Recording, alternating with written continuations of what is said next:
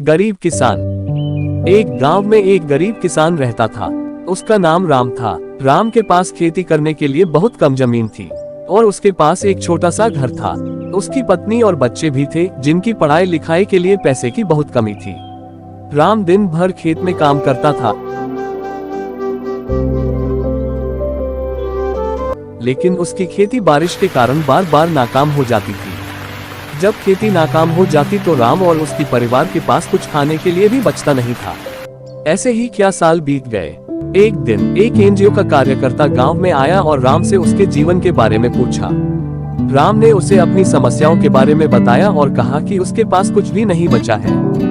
NGO के कार्यकर्ता ने राम को समझाया के पास कुछ ऐसे साधन हैं जिन्हें इस्तेमाल करके वह अपनी खेती को बेहतर बना सकता है।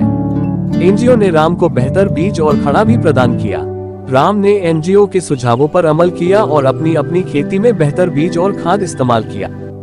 इससे उसकी फसल अच्छी लगी और राम को अच्छा मुनाफा हुआ। राम को कामयाबी मिली और उसकी समस्या का हल भी मिला।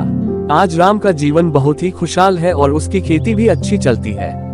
उसके परिवार के पास खाने के लिए पैसे भी हैं और उनके बच्चों की पढ़ाई भी सही से हो रही है।